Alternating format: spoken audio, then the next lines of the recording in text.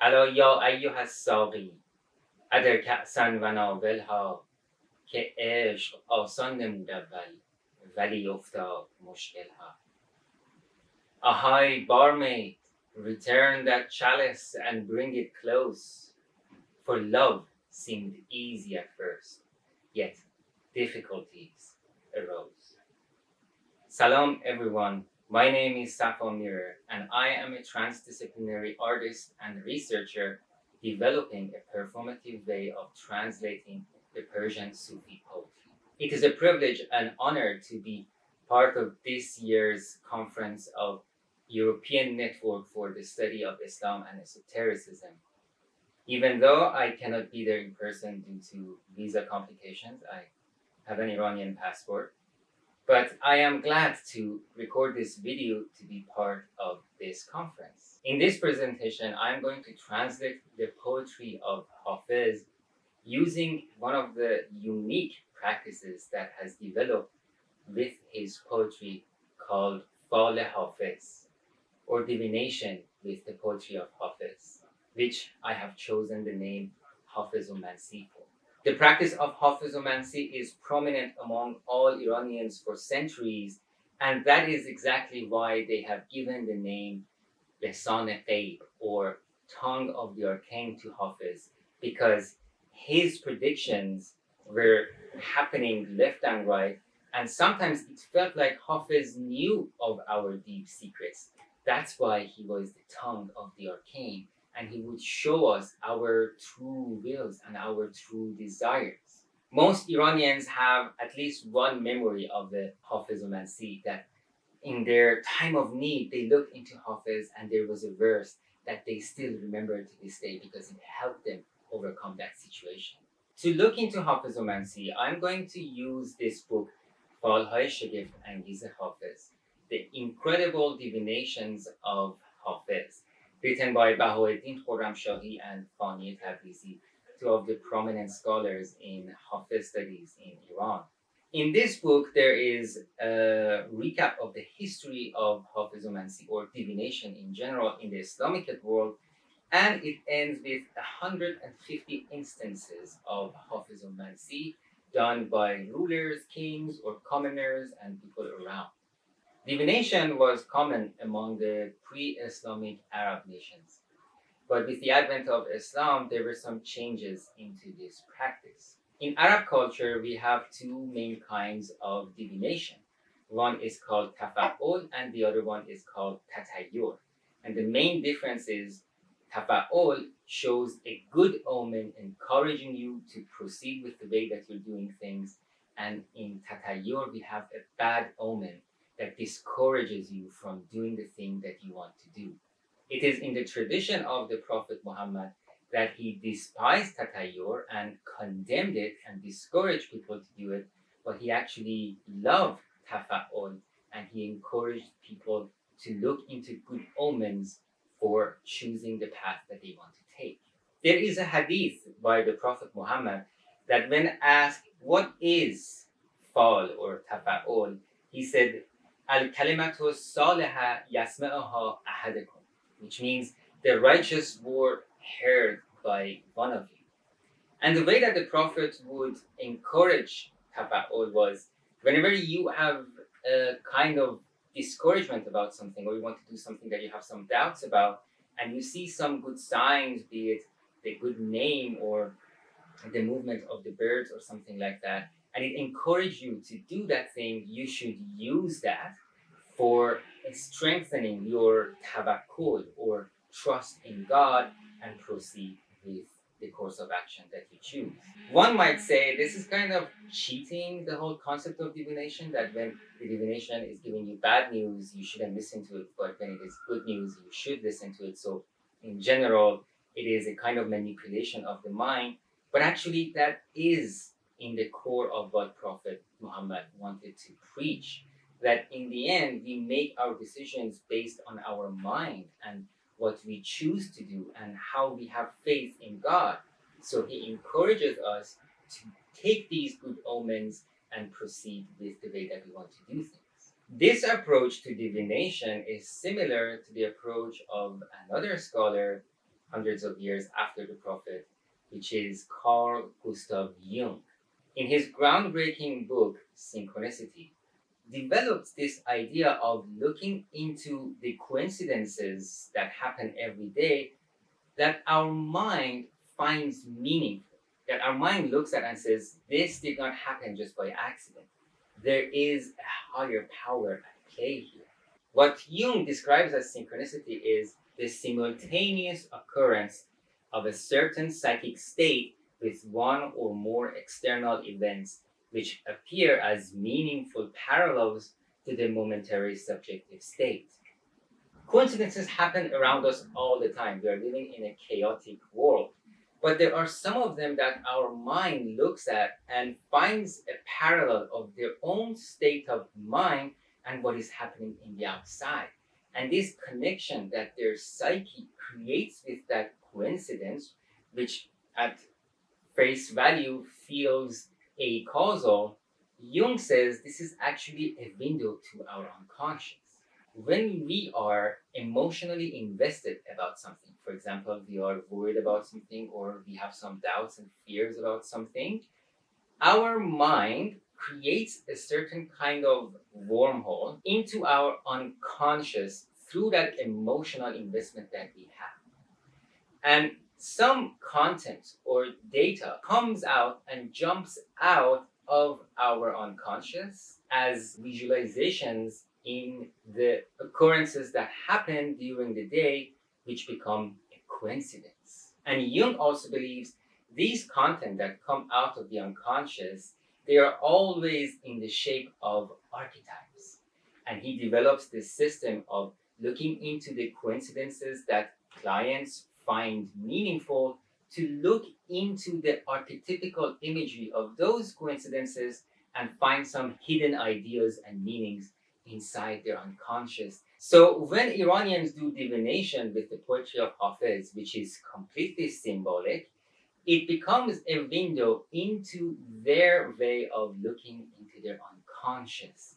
And by analyzing the different instances and the various moments in history where a divination meant something for someone, we can get an understanding how the symbolic poetry of Hafez works and how it is linked into the collective unconscious of Iranians. According to Jung, in order to understand the meanings of synchronicities, we have to look at every instance of these coincidences and distinguish the three components of it. First, the emotional state in which they are in. You have a question from Hafez, it's your birthday, it's the new year, or you just want to do something and you want to get some insight from Hafez.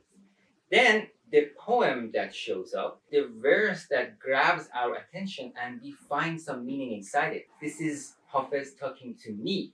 And finally, the course of action that we take afterwards influenced by that poem. Putting these three things together and examining them, we can get an understanding of how our psyche is connected to the poetry of Hafez. So first, let's take a look at the poetry of Hafez, what it is. The poetry of Hafez is prominently ghazals, which is a form of sonnet poetry.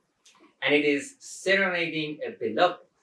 And who this beloved is, it can be many different people. And it's actually one of the powers of Hafez that his poetry is addressed to common people, saghis or barmaids, dancers, other Sufis, ascetics, rulers, judges, the police, and their spiritual teachers, and more importantly, their rulers and wazirs and counselors of the land of Shiraz.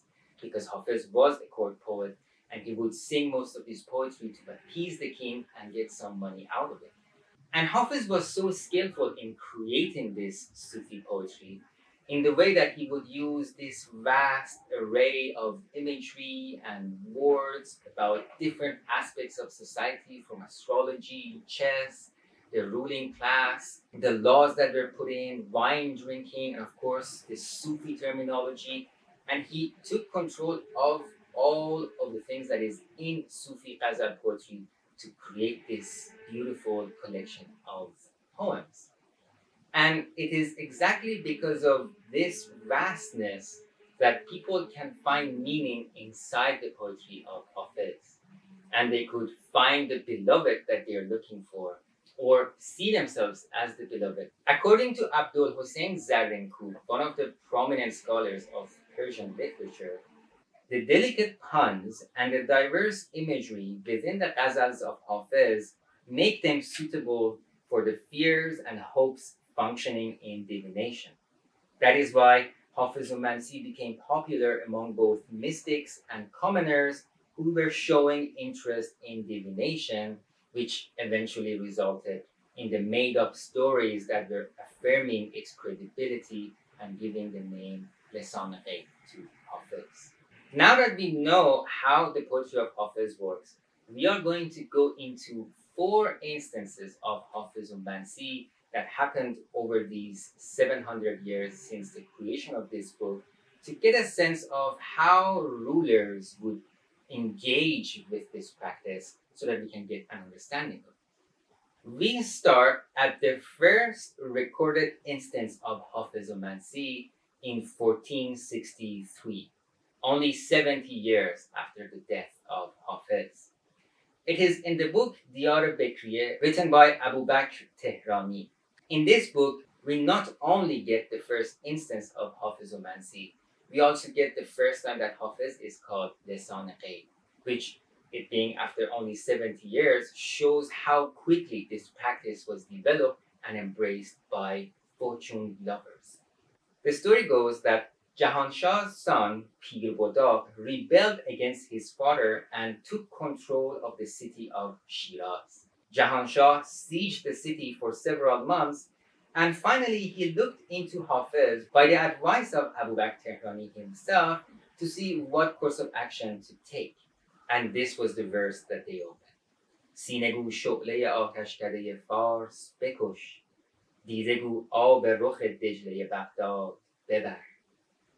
Say to the chest, sigh and kill the flame of the temple of Shiraz. Say to the eye, cry and wash away the honor of the Tajris of Baghdad. Upon reading this verse, Jahanshah was confident that his siege over his son's rebel is going to be concluded, and sure enough, a few months later, it happened. Now let us look at the 3 components of this synchronicity of Hafezomancy from a Jungian perspective. First, we have the emotional state of the person involved, which here is Jahanshah, whose intention for the divination was to see what would be the result of the rebellion of his son. And the poem that came, which is probably addressed to an earthly beloved, meaning someone that Hafez fancied, is about how much sorrow Hafez has accumulated over his desire for this beloved. In the first line, he says, I would blow out a sigh out of this sorrow that its fire will burn the temple of Fars or Shiraz, which is the biggest Zoroastrian temple here. And my eyes will cry a river of tears for this sorrow so vast and so huge that it will wash away the honor of Tigris or Dejle in Baghdad, which was one of the biggest rivers at that time. And then we go into the outcome and the meaning making that Jahanshah did with this poem, which was he looked at how his sigh and his breath is going to destroy Fars, and he saw it as an omen that he is going to destroy the rebellion of his son. An interesting addition about this Hafezomancy is that even though Jahanshah only saw the word Shiraz and how it's going to be burned, he failed to see the word Baghdad in the other verse. And the thing that happened was, after Pir Bodaq was destroyed in his rebellion, he was sent to be the ruler in Baghdad instead of Shiraz. And there he did another rebellion, and finally he was killed. And so we see Hafez predicting the future of Pir Bodaq. He will be destroyed both in Shiraz and Baghdad. This little interesting parallel between both Shiraz and Baghdad in the poetry kind of tells us that it might have been a fabrication. This might have been some creation by Abu Bakr Tehrani himself, and no such occurrence might have happened. This is one of the problems that we have with these instances of Hafezomancy, that they are so incredible as the book suggests, that we might like this. There is no way that this could have happened. This is more likely that it was a fabrication for the dramatic effect. But we have some other instances that are definitely not fabrication. The second instance of Hafezomancy we're going to look into was in 1555 by the Mughal Emperor Humayun. This Hafezomancy is interesting because it comes from a manuscript of a Hafez Divan or book of poetry, which is held at Khodabakhsh Oriental Library in India.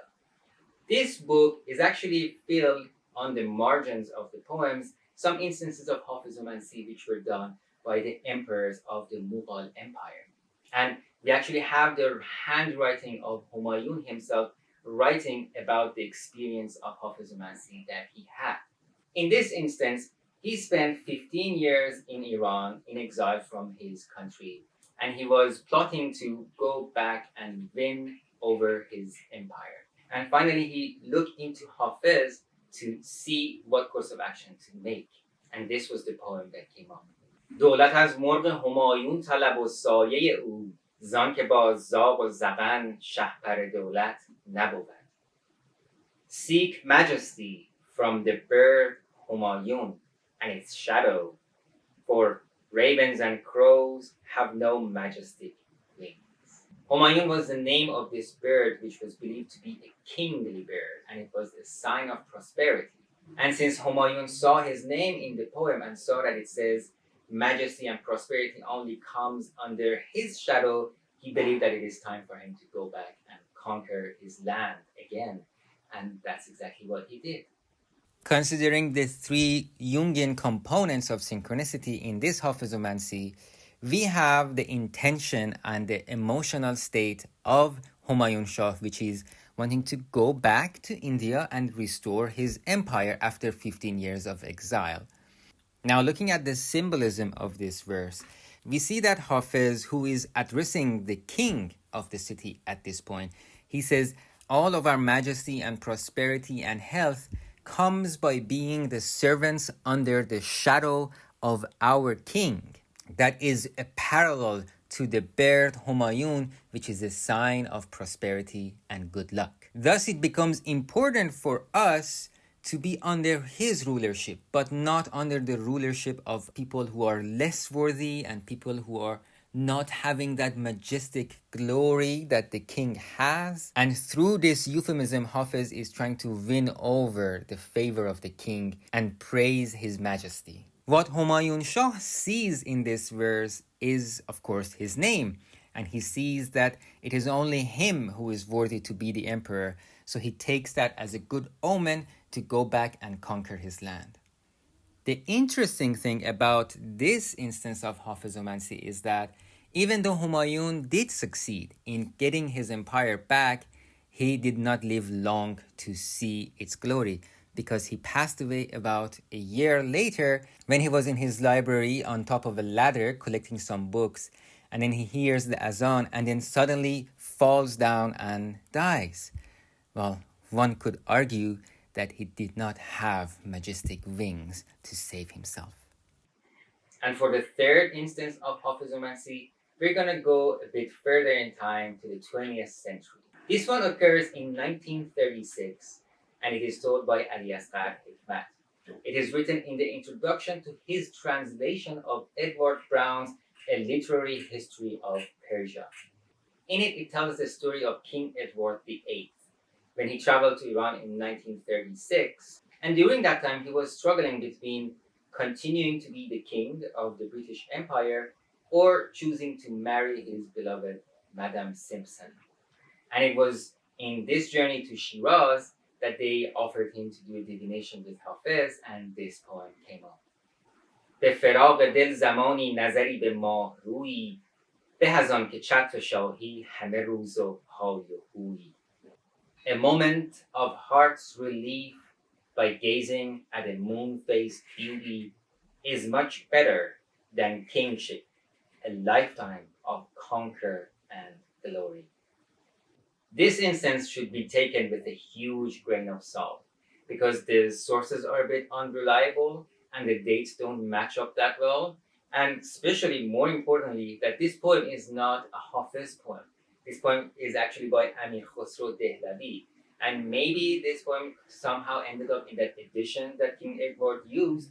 But the main point is that this story shows how reading such a poem could have influenced him in making the decision of letting go of the kingship and being with his beloved. And last, but definitely not least, we have the final instance of Hafezomancy, which actually occurred only a few months ago. In March 2024, Ebrahim Raisi, the president of Iran, went to Turkey to visit the Turkish president Erdogan. In their meeting, there was a book of Hafez poetry, and Raisi just randomly opened the page and saw a verse and recited it out loud. قصد تفاعل نگرفتم ولی همینطور باز کردم اومد خوش باش که ظالم نبرد راه به منزل انشالله رژیم صهیونیستی تمام خواهد شد. And surely enough, 2 months later, while coming back from his visit to Azerbaijan, his helicopter crashed, killing him and his crew. Me, myself, I was in shock and in awe of how crazy and incredible this occurrence is. And it actually made it the first completely accurate instance of Hafezomancy. We have a video recording of a ruler of Iran doing Hafezomancy and the message comes out. And it actually makes it a bit more crazy when you hear the other line of that verse. دور فلکی یک سره بر منهج عدل است. خوش باش که ظالم نبرد راه به منزل. Celestial helix aligns the axis of justice. Rejoice, for the cruel shall never make it home. I used for Dore Falaki celestial helix in my translation, but actually it was more close to the heavenly whirl, which is a sign of how the zodiac turns. But celestial helix kind of reminds of helicopter. Looking at the 3 Jungian components of this Hafezomancy, first we have that there were no intentions for this divination, but rather it was something random that happened in this encounter between the 2 presidents who have a common enemy. The symbolic meaning of this verse of Hafez, which is actually addressed to Shah Yahya, is using astrological terminology, praising Shah Yahya by saying, even though in the previous turning of events, we were under the rulership of the cruel, now, because the turning of the sky is in line with justice, we are under the rulership of Shah Yahya, who is not cruel. He is also implying in all of this that Shah Yahya should be aware that if he were to act cruel, he also will not find his way home. And what Raisi got out of this poem was the future he saw in the Middle East, not being able to see the future that the turning of heaven had in store for him. In order to understand the common parallels between these instances of Hafezomancy, we need a bigger set of data of different moments, different intentions, different poems, and deciphering their symbolic language and see how they meant and how they encourage people to do different things. I am creating a database of all of these historic instances of Hafezomancy and also my own performances so that I can create this set of data where we can look into the intentions, look into the symbolic poetry that came about, and look into the outcome or the encouragement that they got out of it so that we can use the methodologies of Jungian synchronicity to find the deeper meaning behind the symbolic Hafez poetry. I welcome you to follow my research where I conclude all of my findings. But in the meantime, I'm going to send you off with another moment of Hafezomancy. Now that we are coming to the end of this conference, your mind is moving with all of these new informations that you have found and all of the other works that you're going to go into, and you can take this poem of Hafez who is going to guide you. ای حافظ شیرازی تو کاشف هر رازی بر ما نظر اندازی بنما بر ما رازی. O Hafiz the Shirazi, secret revealer of thee, gaze upon us thusly, recite to us some mystery. خوش بسوز از غمش ای شمع که اینک من نیز هم بدین کار کمر بسته و برخاستم. Burn and rejoice in her sorrow, O candle, for I too have put my back and my determination into this work, and I am ready to take on the pain. Thank you very much, and have a lovely day. Ya Haq.